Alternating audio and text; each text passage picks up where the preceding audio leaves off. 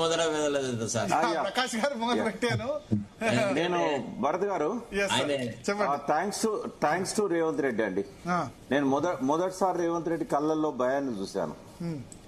ముఖ్యమంత్రి అయిన తర్వాత ఇవాళనే భయాన్ని మొట్టమొదటిసారిగా చూశాను. Thanks to Revanth Reddy. ఎందుకంటే ఎందుకు భయాన్ని చూశారనిపించింది అంటే మైండ్ గేమ్ కి ఫుల్ స్టాప్ పడ్డదండి. ఇప్పటిదాకా మైండ్ గేమ్ ఆడిండు. ఇవాళ మొదటిసారి ఏంటంటే ఆయన కళ్ళల్లో భయాన్ని చూశాను. ఆయనే ఇప్పుడు మీరు అందరం విన్నాం లైవ్. ఇవాళ మన ఇష్యూ ఏంటి? అన్నారం కదా. అన్నారం కాళేశ్వరం ప్రాజెక్టు నీళ్లు లిఫ్టింగ్. ఒక నిమిషం, నీళ్లు లిఫ్ట్ చేస్తే మేడిగడ్డకు సంబంధం లేదు కదా. ఒకటి మేడిగడ్డకు సంబంధం లేదు, ఎందుకంటే నింపాల్సింది అన్నారంలో సుందిళ్లలో. అయితే దాని గురించి ఏమన్నా ఆయన మాట్లాడిన ఒక్క మాట చెప్తారా? మీరును అక్కడ విన్న శరత్ గారు కానీ వేణుగోపాల్ రెడ్డి గారు కానీ ఎవరైనా కాంగ్రెస్ ప్రతినిధి ఉంటే అన్నారం సుందిళ్ల మీద ఇంతసేపు గంటసేపు ప్రెస్ మీట్ లో ఆయన ఏం చెప్పిండు? ఆయనే కాదు, అక్కడ ఉన్న ప్రజెంటేషన్ ఇచ్చిన ఇంజనీర్ అన్నారం మీద సుందిళ్ల మీద ఏమన్నా చెప్పారా? నేను కంటిన్యూ చేస్తా డిస్కషన్, మీరు కట్ చేయొద్దు. ఈ రెండింటి మీద ఏమన్నా చెప్పారా? హలో, ఒక్కటే చెప్పారు. ఆయన చెప్పింది ఏంటంటే అక్కడ ఆయన ఓవరాల్ గా చెప్పింది అంటే అసెంబ్లీ సెషన్ చర్చిద్దాం.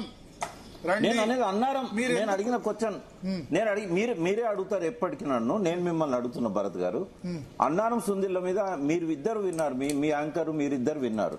అన్నారం సుందిళ్ల మీద ఏమన్నా చెప్పారా? చెప్పలేదు. ఇప్పుడు ఇంజనీర్ అన్నా చెప్పాలి కదా, పక్కన ఇంజనీర్ అన్నా చెప్పాలి కదా. ఒక మాట ఏమన్నాడంటే ఒక్క నిమిషం, ఇట్లాంటి సీపేజెస్ నేను మాట్లాడినాక మాట్లాడవేను. ఇది చాలా ఇంపార్టెంట్ టాపిక్. మీరు అందరూ ఒక 5 నిమిషాలు ఓపిక పట్టండి. తర్వాత నేను ఇవాళ మొత్తం ఉంటాను. మీరు ఇంకో 2 గంటలు డిస్కషన్ పెట్టినా ఉంటాను. ఇవాళ చాలా ఇంపార్టెంట్ విషయాలని మీ దృష్టికి తీసుకురాదలుచుకున్నా. రేవంత్ రెడ్డి లాగా రాజకీయాలు ఇంకో అబద్దాలు చెప్పదలుచుకోలే. ఇప్పుడు ఒక్కటి వేణుగోపాల్ గారికి కూడా తెలుసు, 57 ఏళ్ళు ఒక్క బ్యారేజ్ ఎందుకు కట్టలేదు అనేది అర్థమైతేనే మనకి అన్నారం సుందిలో అర్థమవుతుంది, మేడిగడ్డ అర్థమవుతుంది. ఎందుకంటే 57 ఏళ్ల పాటు ఆంధ్రలో అది వరకు రెండో పంట లేకుండే, ఒకటే పంట ఉండేది సెప్టెంబర్ నుంచి జనవరి వరకు. అందుకే సంక్రాంతిని గొప్ప చేసుకునేటోళ్ళు. ఆంధ్రప్రదేశ్ ఏర్పడడానికి ఏం చేశారంటే ఈ గోదావరి నీళ్లను కంటిన్యూగా వాళ్ళ ప్రాంతానికి తీసుకుపోవడానికి వాళ్ళు ఈ బ్యారేజీలు ఏవి కూడా కట్టకుండా డెల్టాలో జూన్ నుంచి పంటలు పండించుకోవడం మొదలు పెట్టారు. ఇప్పుడు భరత్ గారు, శరత్ గారికి కూడా నేను చెప్తున్నాను, మీరు పరిశీలించండి శరత్ గారు. ఈశాన్య ఋతుపవనాలేమో సీలేరు, శబరి, ఇంద్రావతి పైన ఈశాన్య ఋతుపవనాలు వస్తాయి.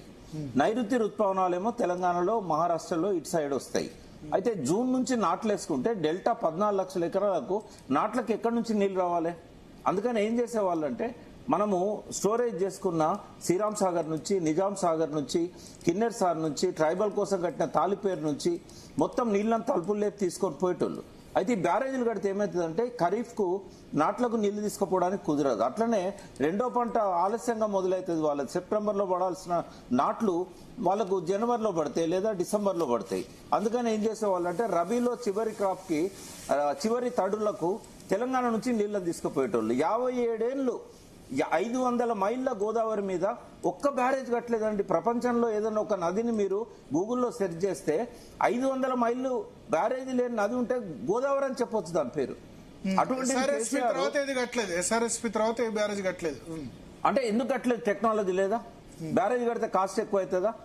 కేసీఆర్ 3 ఏళ్లనే కట్టిండు కదా. అంటే దేవాదులుగా ప్రాజెక్ట్ కట్టారు కానీ బ్యారేజ్ కట్టలేదు, ఓన్లీ నీళ్ళు లిఫ్ట్. నేను స్ట్రైట్ గా ఇక్కడ మిమ్మల్ని రిక్వెస్ట్ చేస్తున్నారు. నన్ను ఇన్ని సంవత్సరాల నుంచి మీరు టైం ఇస్తున్నారు, ఒక 5 నిమిషాలు ఇవ్వండి.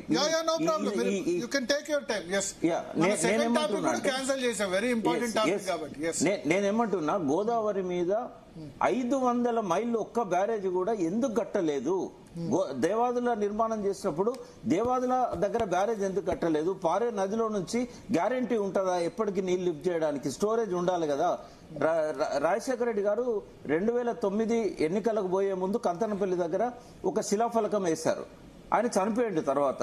కానీ రోషయ్య గారు, కిరణ్ కుమార్ రెడ్డి గారు ₹1 దానికి కేటాయించలేదండి ఆ బ్యారేజ్ కోసం. అంటే చంద్రబాబు చేసిన తప్పును కరెక్ట్ చేయడానికి జలయజ్ఞంలో కంతనపల్లి దగ్గర బ్యారేజ్